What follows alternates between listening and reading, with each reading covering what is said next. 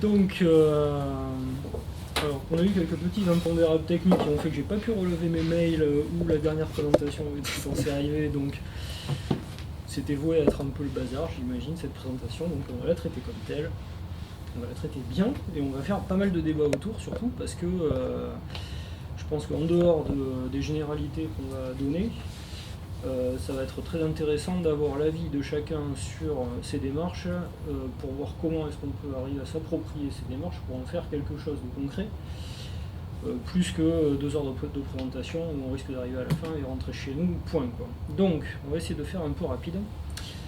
Alors l'idée de la présentation d'aujourd'hui, donc qui était autour du crowdsourcing, crowdfunding, pour ceux qui ont déjà entendu ces termes-là, mais je vais rappeler ce que c'est, était de se dire que y a pas mal d'entreprises, comme les deux nôtres, qui se font plaisir et qui des fois ont un peu du mal à rencontrer une cible marché. Alors on jette la pierre à la cible en disant qu'ils sont pas conscients et que machin, et que c'est des vilains et qu'ils achètent ailleurs et que mais ils font ça sans savoir. Et en fait on s'est dit peut-être qu'il y a une vraie démarche à essayer d'avoir pour arriver à concerner la cible le plus tôt possible pour faire en sorte que de bonnes intentions, des innovations, etc. se rencontrent au sein d'un produit, d'un service et rencontrent une cible qui a éventuellement participé à la définition ou à l'expression du besoin en amont, de manière à créer une dynamique de marché qui soit plus vertueuse que ce qu'on a aujourd'hui. Donc l'exemple que j'avais pris l'autre jour qui est on va dire l'utilisation de termes utilisés en électronique, qui est aujourd'hui on fait du push-pull, ça veut dire qu'on fait des produits, on les balance, en face de nous on a une masse de consommateurs un peu comme une oie à gaver, donc on remplit avec des produits, ils travaillent, ça génère de l'argent, on récupère de l'argent, etc. Mais ça a une certaine limite, c'est que quand il y a des fluctuations dans le monde du travail et que les moyens ne sont plus forcément là, en fait on s'évertue à essayer d'ajouter des trucs à des produits qui sortent complètement de la fonctionnalité pour les rendre plus attractifs et les rendre consommables, et on fait des trucs comme ça qui sont complètement débiles et qui alimentent on va dire, une certaine manière d'envisager le marché. Alors que peut-être qu'une démarche plus intelligente serait de faire du pull-push, savoir vous avez besoin de quoi, moi je vous fournis ce dont vous avez besoin. C'est un peu ce qui était fait il y a très très longtemps, c'est-à-dire quand les gens n'avaient pas forcément, envie d'acheter des choses, mais avaient besoin d'acheter des choses, et donc ils achetaient ce dont ils avaient besoin. Donc c'est pour ça que ça s'intitule La foule à la reconquête de la consommation, parce que c'est une manière différente d'envisager la consommation aujourd'hui. Et peut-être que des petites entreprises comme les nôtres, voire des grosses, on verra tout à l'heure, entreprises, ont des intérêts à ce que ça se passe comme ça pour arriver à sortir du modèle tel qu'il est aujourd'hui. Bon, c'est très utopique, hein, mais bon, on montrera quelques exemples qui étaient assez sympas. Donc on va commencer par la notion la plus englobante, qui est le crowdsourcing, le crowdfunding étant un cas particulier qu'on verra tout à l'heure. Donc c'est un mot valise qui a été conçu en 2006 par un rédacteur du magazine Wired, donc un magazine plutôt centré sur les nouvelles approches, nouvelles techno, etc., qui exprimait le crowdsourcing comme étant quelque chose qui avait pour but de catalyser des besoins, de catalyser des ressources, d'utiliser l'expression d'un besoin et l'appropriation de ressources pour résoudre un problème, et que ce problème soit résolu et que la solution soit quelque chose d'ouvert et de libre.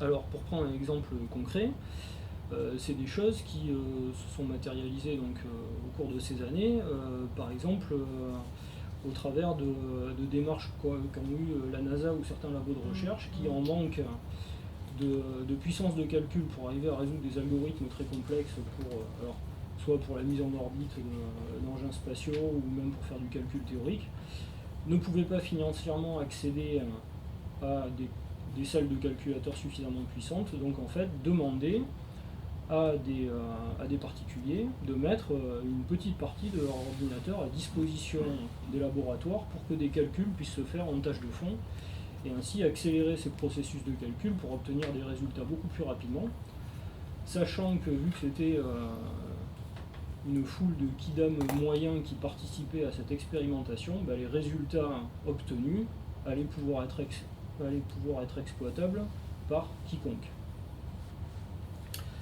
D'où la solution de résultats open. Donc le crowdsourcing a été quelque chose qui a été énormément développé dans le monde du logiciel, parce que on va dire, il n'y avait pas de matière à déplacer, donc c'était des choses qui étaient un peu plus simples à mettre en place. On connaît très bien l'encyclopédie Wikipédia, qui a été faite aussi suivant ce mode-là, c'est-à-dire que des gens avaient besoin d'avoir de l'info en ligne, la trouvaient pas forcément, et ils se sont dit, au moins moi ce que je sais, je vais commencer à le mettre, et puis on verra si un jour quelqu'un a une réponse à la question que je me pose, peut-être qu'il écrira, et enfin en tout cas je commence à écrire, donc ça donne un cadre, et puis tout le monde met ses réflexions dedans, et comme ça on crée aujourd'hui l'encyclopédie, une encyclopédie qui est relativement monumentale, et complètement gratuite et alimentée gratuitement et gérée par cette communauté.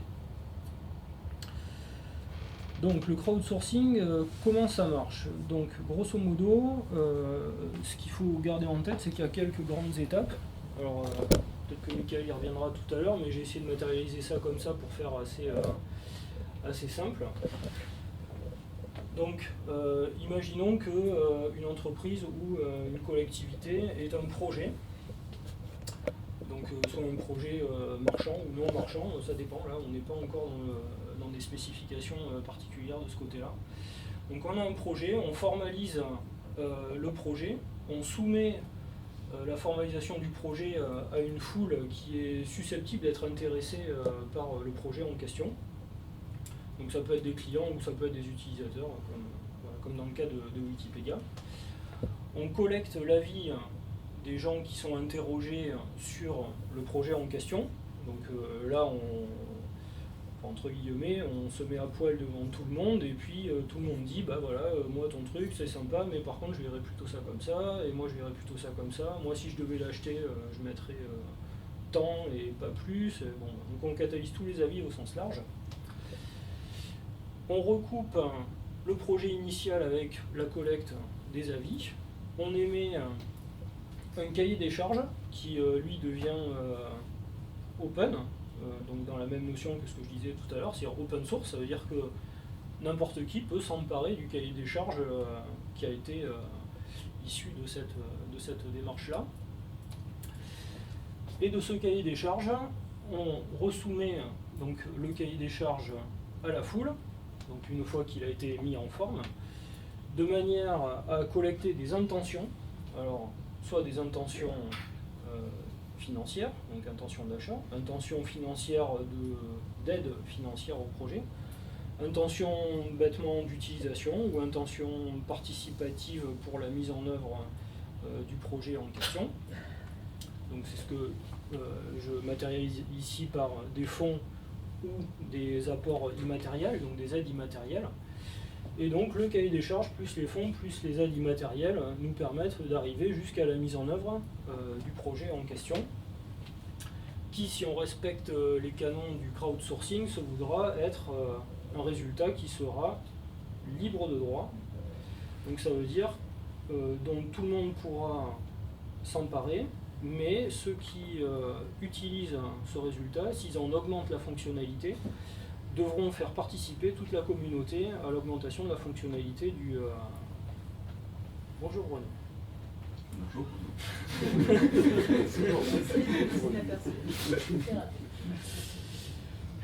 Donc toute augmentation de la fonctionnalité du projet devra être communiquée à la communauté pour qu'elle puisse en profiter, ce qui est, on va dire, considéré comme étant le juste retour des choses, quoi. Donc ça, c'est des choses que pratique MetaIT sur certains projets logiciels notamment, et c'est des choses qui sont aussi relativement communément admises dans le monde du logiciel. Alors toujours relativement simple, parce que dans le monde du logiciel, en fait, on échange du temps de travail, on échange des innovations, des algorithmes, des choses comme ça. Donc c'est des choses qui sont relativement faciles à transmettre et un peu plus simples à organiser que quand on est dans la matérialisation de choses au travers de produits ou d'événements, ce genre de choses. Donc on reviendra là-dessus. Donc ça, c'est pour la notion du crowdsourcing. Le crowdfunding. Alors le crowdfunding, lui, est un cas particulier du crowdsourcing dans le sens où on exprime un besoin pour répondre à un problème, mais la seule chose qu'on demande à la foule, c'est de l'argent. Donc bon, là, on va directement au plus simple. On considère que on sait ce qu'on a à faire, on a juste à convaincre les gens. Si les gens sont convaincus, ils vont pouvoir apporter de l'argent pour développer le projet. Et la solution qui résultera de cette étape de crowdfunding pourra être soit libre, soit privée. Là, c'est à la discrétion de celui qui a l'initiation du projet. Alors, le crowdfunding, donc, s'apparente à du financement participatif. Donc, c'est des choses qu'on voit beaucoup dans la presse en ce moment au travers de projets qui sont pris en charge par Quickstarter. Donc, je ne sais pas s'il y en a d'entre vous qui en ont entendu parler. Donc c'est des plateformes où on expose son projet en vidéo, donc il faut être assez percutant, assez convaincant en peu de temps.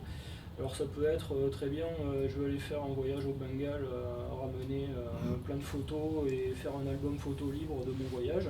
Ça peut être, j'ai envie de créer mon groupe de musique et faire mon premier album, aidez-moi à le faire. Ça peut être aussi, j'ai envie de sortir un nouveau produit, il me faut des fonds pour aller jusqu'au prototypage. Et ensuite, je vendrai mon idée à la boîte qui sera intéressée. Voilà. Donc il y a toutes ces possibilités qui sont incluses dans le crowdfunding, mais en tout cas, la seule chose qui est recherchée ici, c'est de débloquer de l'argent et d'en débloquer suffisamment pour pouvoir passer à l'action. Donc généralement, si vous allez sur ces plateformes-là, type WeSeed, Quickstarter, etc., Ulule, vous allez voir des espèces de barres de progression avec donc les gens qui expliquent leur projet et puis savoir où ils en sont de leur collecte de fonds. Et puis il y a un cap à passer à partir duquel, si le cap est atteint, on rentre dans les clés de passage du business plan et donc le projet est lancé. Et ensuite les gens peuvent suivre l'évolution du projet au quotidien. Donc, est-ce que ces choses-là sont nouvelles? Alors, pour le crowdfunding, oui, c'est nouveau parce que c'est le remake américain qui est tendance.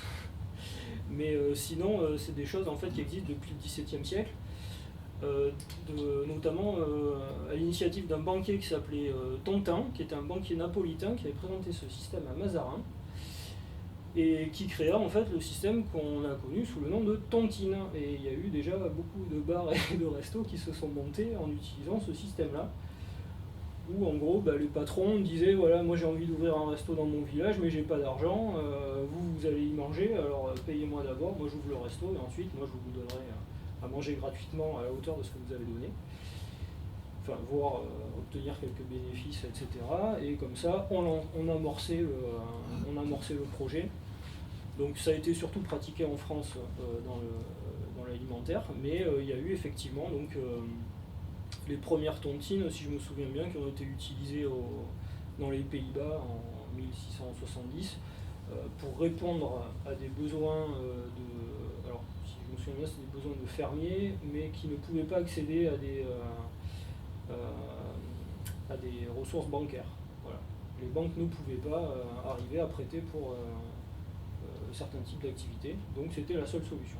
Voilà. Donc c'est pas des choses qui sont particulièrement nouvelles, mais c'est des choses qui reviennent au goût du jour et qui sont mises en lumière par ce que fait Quickstarter et compagnie. Donc on veut des exemples. Alors c'est là où Mika, c'est là où Mika va parler. Juste pour revenir sur une petite notion, parce que ça va devoir alimenter notre réflexion après l'exposition des exemples de Michael, c'est qu'aujourd'hui, tout ça va poser énormément de questions, parce que ça change beaucoup de choses. Donc ça pose des questions sur la nature de la valeur du travail, parce qu'aujourd'hui, quelqu'un qui participe à une opération de crowdsourcing au travers d'un apport immatériel, comment est-ce que cette personne-là peut arriver à s'y retrouver au final? S'il décide de ne pas faire du bénévolat, mais de pouvoir en tirer un bénéfice, comment est-ce que son travail va être, entre guillemets, rémunéré ou valorisé à l'issue du projet. Arrivent aussi des problèmes de propriété intellectuelle. Qui est propriétaire de quoi là-dedans? Donc c'est vrai que la plupart du temps, les solutions sont libres, donc on sait que ça appartient à tout le monde, mais dans le cas du privé, est-ce qu'il y a des étapes intermédiaires? Les cahiers des charges sont-elles libres et la solution non? Ou, voilà. Donc savoir un peu en cas de modification a posteriori des projets, qui est propriétaire des modifications, qui peut bénéficier des modifications. Donc ça c'est des choses à réfléchir. On va les passer les 5 exemples. Moi j'ai 5 exemples, on va les passer au crible de ça. Voilà.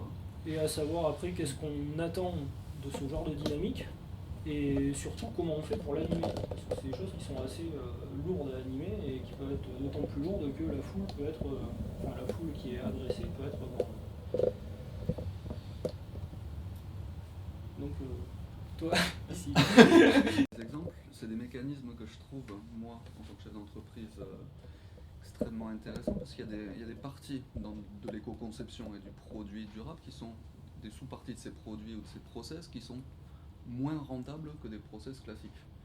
Quand on vient prendre en compte de la qualité de matériaux, de la qualité de vie, des normes, faire ces analyses de cycle de vie, on a des coûts de production qui sont plus élevés. La vertu a un coût plus élevé que l'outsourcing derrière. Et j'ai l'impression qu'en manipulant ces outils et ces outils de financement, on a peut-être là une espèce de boîte à outils qui peut nous aider à financer ces parties moins rentables de ces activités entrepreneuriales. Je suis venu avec 5 exemples, 3 de crowdfunding et 2 de crowdsourcing. Le premier exemple, nous on vient du monde du logiciel. On a vu apparaître il y a très longtemps, enfin il y a 10-15 ans dans le logiciel libre, des bouts de petits projets qui apparaissaient. Les gens ne voulaient pas utiliser des logiciels commerciaux pour des raisons philosophiques, ou alors se rendaient compte que les logiciels commerciaux ne répondaient pas forcément à leurs besoins. Donc ils se sont mis à fabriquer des logiciels, les informaticiens dans notre âge se sont mis à fabriquer des logiciels dans leur coin pour répondre à ce besoin-là. Et ils ont mis au point un dispositif qu'ils appelaient le Bounty. Avec l'apparition d'Internet et des forums, ils se sont dit sur cette petite brique logicielle, sur le forum, vous pouvez poser quand vous voulez qu'on rajoute une fonctionnalité. Donc le développeur informatique, qui n'est pas une personne du métier, a du mal à identifier le besoin métier, dit à quelqu'un du métier, qui ne sait pas du tout fabriquer ce chose-là, j'ai besoin de cette fonctionnalité-là. Le développeur lui dit combien ça coûte, et ils se mettent à plusieurs. Le financement est ouvert, par exemple, pour avoir le droit de rajouter, là, en cliquant très vite, là, ça coûte 10 euros. Si ils arrivent à réunir les 10 euros, la fonctionnalité est développée. Et c'était dans une logique très libriste. Et donc cette chose-là appartenait à la communauté. On était dans des logiques non commerciales sur ces choses-là. Ce que j'ai pu percevoir de l'évolution de ces petites briques logicielles, c'est qu'elles étaient extrêmement dépendantes de la taille de la communauté. Combien on est capable de réunir de personnes autour d'une table pour faire quelque chose. Beaucoup de ces projets ont échoué, notamment j'ai vu dans l'éducation numérique, dans la mise en réseau d'écoles, parce qu'on n'arrivait pas à réunir une communauté suffisamment grande pour payer le coût du travail et du partage. À côté de ça, on a des projets qui ont énormément marché avec l'explosion des réseaux sociaux, où les communautés sont devenues très grosses. On peut imaginer des logiciels comme OpenOffice, le traitement de texte, où la communauté est devenue très grosse, et à partir de là, l'élaboration c'est heurté à un autre truc, c'est que la communauté est trop grosse, et donc comment on priorise les choses comme ça. Donc dans ce que j'ai cru percevoir, moi, des objectifs non commerciaux, de ces logiciels libres en objectifs non commerciaux, c'est qu'il y a eu un vrai problème de lien entre le faiseur et la communauté. La taille de la communauté et le faiseur sont... Les 2 autres exemples sont des exemples à vocation commerciale. Le premier, c'est My Major Company. C'est une société française avec le fils à Woolsey et le fils à Souchon qui ont monté une boîte pour dire on a des artistes de niche. Alors les maisons de production savent très bien financer des gros artistes. Une fois qu'on a identifié Madonna, c'est assez simple, on produit Madonna. pour des petits artistes, et notamment des artistes émergents, avec l'apparition de MySpace et des choses comme ça, on avait du mal, enfin les artistes, je vois là le producteur de musique, moi comme un artiste de niche, c'est un produit de niche. Comment on fait pour financer ces petites choses dont on ne sait pas qu'elles sont bankable? Il y a un risque énorme pour la société de prod, c'est ce qu'on voit là sur les fonds d'investissement. Les fonds d'investissement savent financer des projets d'entreprise.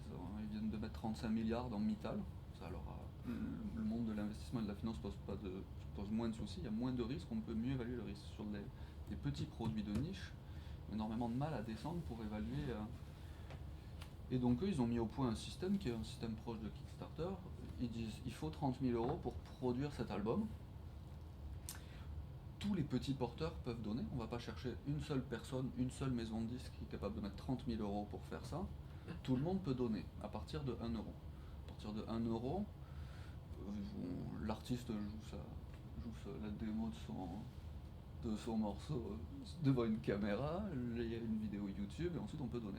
À 1 euro, on a accès, à partir du moment où la somme est réunie, 7 euros donne droit à l'accès à un blog. L'artiste s'engage à tenir un blog et raconter son histoire. À 5 euros, l'artiste s'engage par exemple à, une fois que l'album est enregistré, à fournir au format numérique 2 morceaux. À partir de 10 euros, il a l'album au format physique. À partir de 15 euros, le DVD, jusqu'à, je sais pas, à partir de 1000 euros, on a le droit à un concert privé, l'artiste se déplace. Donc c'est une forme de financement qui permet d'amorcer le projet. Enfin, c'est de la prévente, ça invente pas grand chose, c'est de la prévente. Troisième exemple, c'est une société de capital risque qui est focalisée sur l'amorçage, qui s'appelle WeSeed, c'est deux Toulousains qui ont monté ça, qui sortent du sérail d'un incubateur et d'une...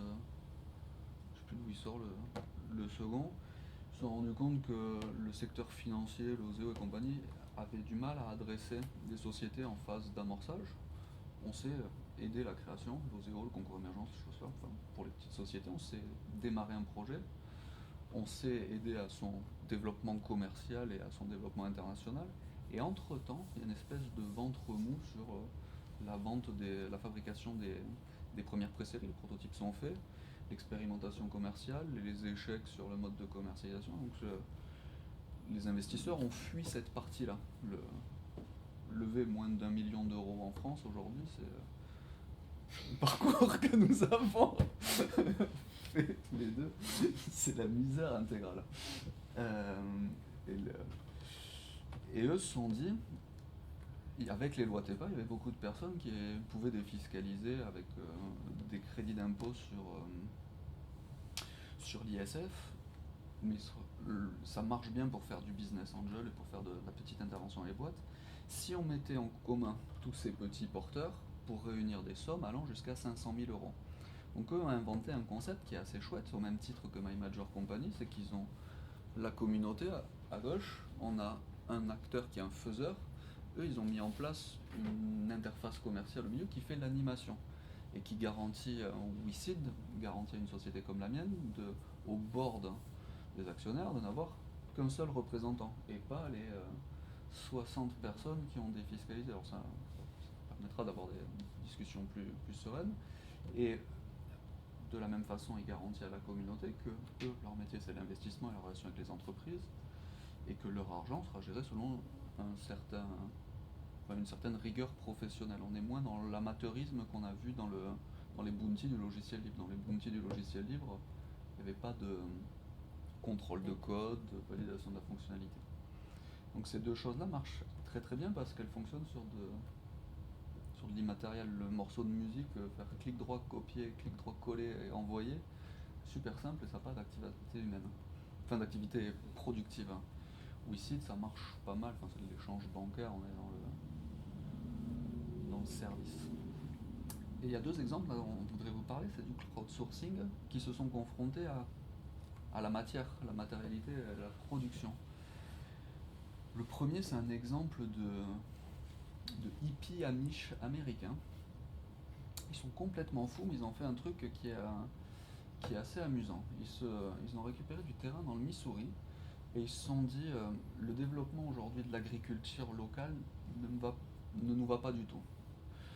les Monsanto, on aimerait bien repartir à zéro, et comment on ferait pour repartir à zéro sans prendre en compte toutes les caractéristiques de ce marché. Donc ils ont défini que pour rebooter une activité agricole du début, il fallait être capable de fabriquer 50 objets industriels. Un moteur, un tracteur, des presses pour faire des briques. Être capable de fabriquer 50 produits industriels pour relancer de l'activité agricole. Donc ils se sont mis à fabriquer leur première ferme. Ils ont expliqué ce qu'ils comptaient faire, donc au début c'était sur une forme non commerciale d'association. Ils ont eu quelques dons, et avec les premiers dons, ils ont fabriqué 3 produits industriels. Ils ont fabriqué un moteur, ils ont fabriqué un tracteur, et ils ont fabriqué une presse à glaise pour fabriquer des briques. Et ils ont fabriqué, avec leurs briques en terre cuite, ils ont réussi à se fabriquer leur local, et avec leur premier tracteur, commencer à labourer leur champ et revenir. Ça tournait en boucle jusqu'à ce qu'ils soient passés au TED. TED, c'est une espèce de... Toi, tu l'as fait. Une espèce de show à l'américaine ou des... Vous avez 15 minutes pour sauver la planète. Voilà, donc en 15 minutes, ils ont raconté. Oui, mais c'est ça. Et donc là, en 15 minutes, ils ont réussi à convaincre pas mal de personnes, et donc ils ont réussi à convaincre notamment des personnes de donner au moins 500 000 $. Donc il y a des fonds d'investissement qui sont venus mettre 500 000 $ là-dedans, et l'entreprise est devenue à vocation commerciale. Alors ils ont des faibles taux de rentabilité, et ils ont eu surtout aussi une belle communauté de gens qui ont voulu se former à l'autoconstruction, se former à re-savoir-faire de l'agriculture, et qui sont venus les aider en échange de se faire former pour ce genre de choses. Aujourd'hui, ils commencent à vivre de leur activité en vendant les machines-outils. Ils ont diffusé tous les plans sur Internet. Tout le monde pourrait refabriquer ces choses. Les autres communautés agricoles ne veulent pas trop se prendre la main là-dessus. Au final, le modèle commercial perdure, et les gens continuent à leur acheter des machines alors que les plans sont à disposition. C'est intéressant qu'un modèle commercial puisse perdurer alors qu'on a donné la recette complète. Voilà pour Open Ecology. Et la dernière société, c'est une société un petit peu moins hippie, un petit peu moins amiche, c'est Budweiser. Que Pierre a bien suivi cette affaire. Ouais, donc, alors, Budweiser, qui est, je pense, le leader de la bière aux États-Unis, a eu exactement cette démarche, alors vraiment dans un but vraiment marchand, pour arriver à se différencier de la concurrence et arriver à tenir en haleine les consommateurs durant quasi un peu plus d'une année, donc avec pour objectif de sortir un nouveau produit. Donc ils se sont dit exactement la même question, enfin la même remarque, c'est qu'aujourd'hui on fabrique de la bière, on le vend à des gens qui la consomment et qui éventuellement, si ça leur plaît, en rachètent. Donc ils ont essayé de rentrer dans une démarche différente qui était d'arriver à mobiliser toutes les intentions des consommateurs pour arriver à savoir mais qu'est-ce que vous aimeriez consommer comme bière, et vous nous le dites, on va la faire, grosso modo. Donc ils ont mobilisé une ressource assez colossale pour arriver à animer cette foule de consommateurs, parce que pour le coup, des consommateurs de bière aux États-Unis, il y en a quand même quelques-uns qui ont sûrement voulu donner leur avis. Ils ont aussi mobilisé les avis donc en interne de tous les collaborateurs, quel que soit le secteur où ils se trouvaient dans l'entreprise.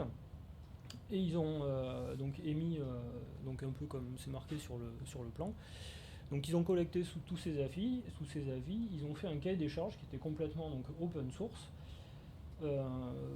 qu'ils ont soumis à des brasseurs, en disant bon voilà, nous aujourd'hui on a des usines qui brassent de la bière industrielle depuis des dizaines d'années, on ne va pas pouvoir changer ces process-là, on a besoin de faire émerger des nouveaux produits, donc nous ce qu'on vous propose c'est, on vous fait cadeau de la recette et du cahier des charges, dites-nous comment est-ce que cette bière doit être faite pour être optimisée en termes de taille de brasserie artisanale, et montez autant de brasseries artisanales que vous voulez, et nous on vous fera sous-traiter la fabrication de cette bière, et si vous voulez, appropriez-vous la recette, changez la recette, etc.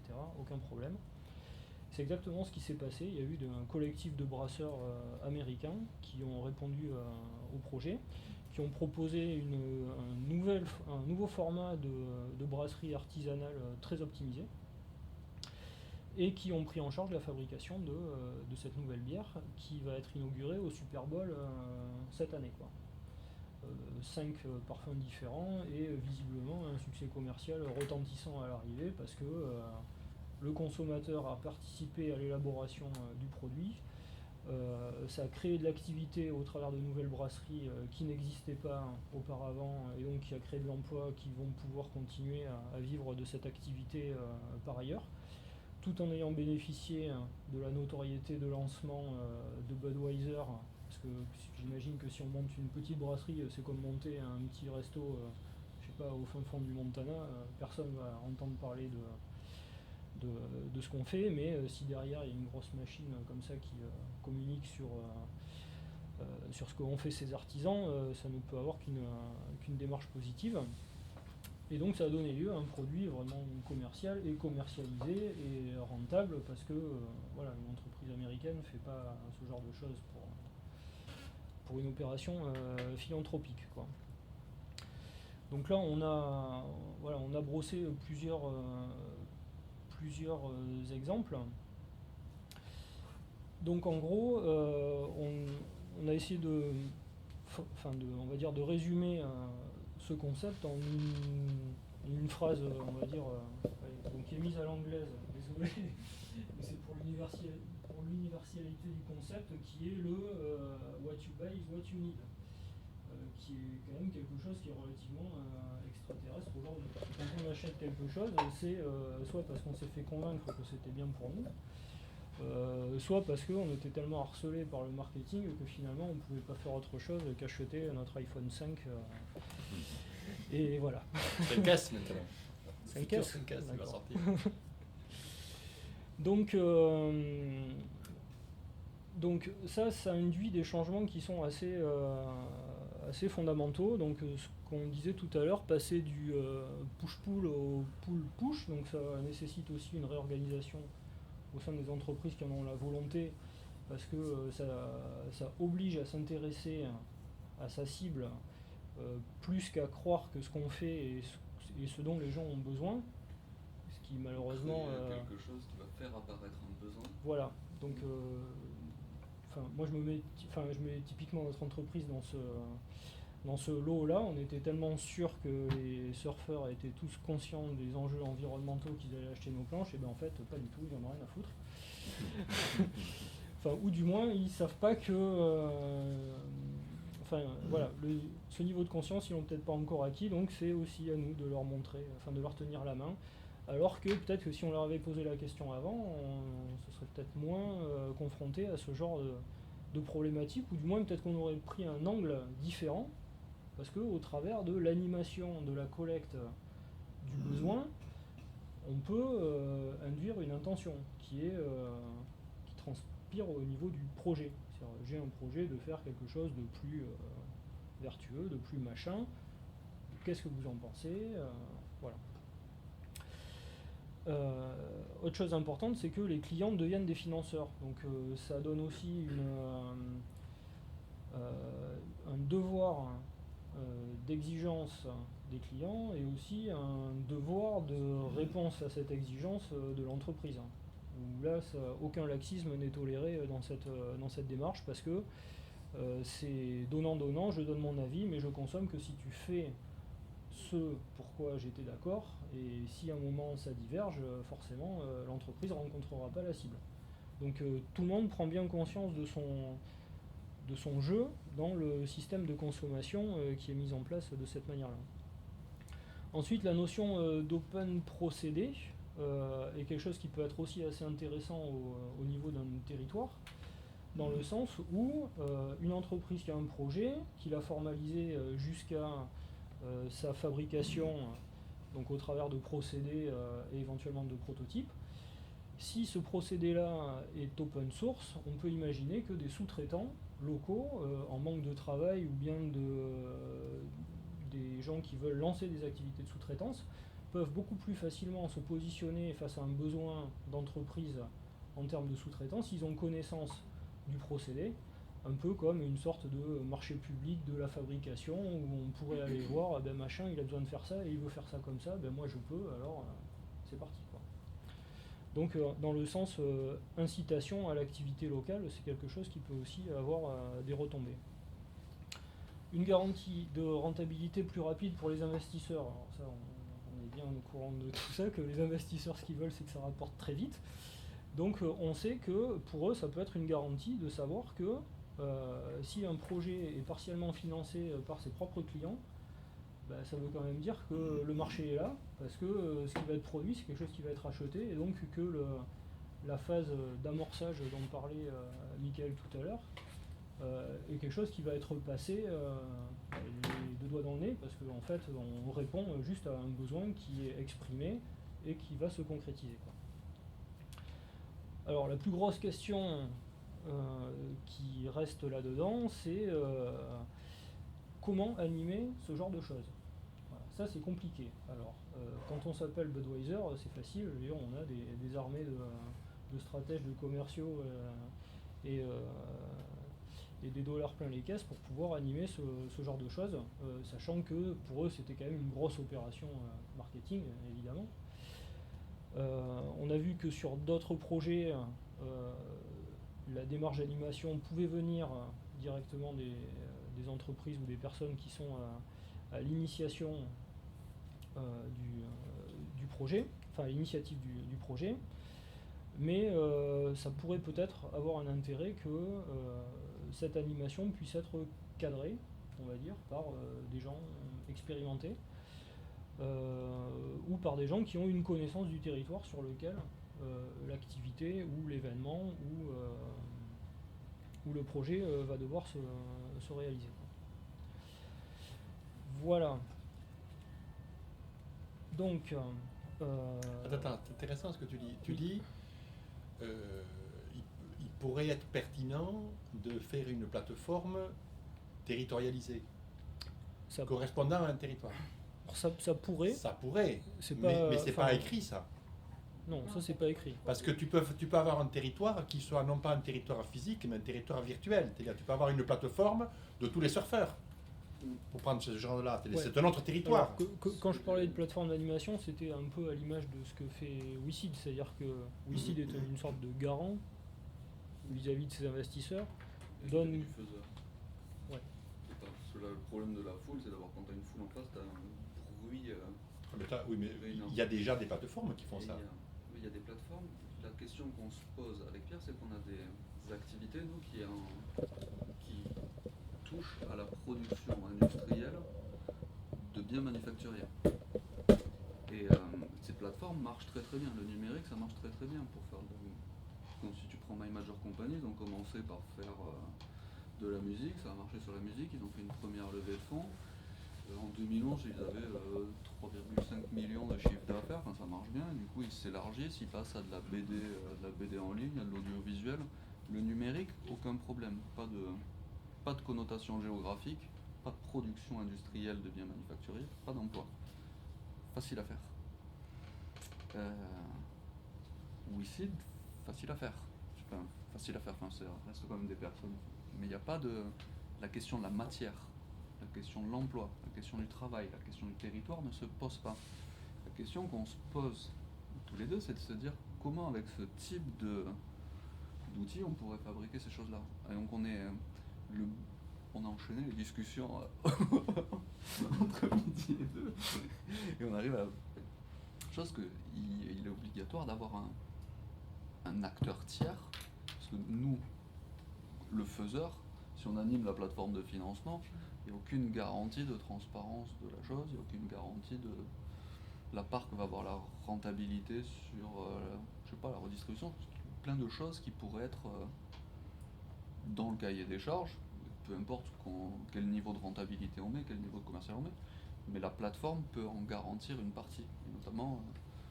Et ça devient particulièrement nécessaire quand justement, parmi les ressources qui sont collectées pour la réalisation du projet, arrivent des ressources qui sont juste de l'ordre de temps passé, par exemple de gens qui pourraient passer du temps, je sais pas, je peux dire, à coller des affiches pour faire la publicité, de temps donné en expertise sur un sujet concerné par le projet.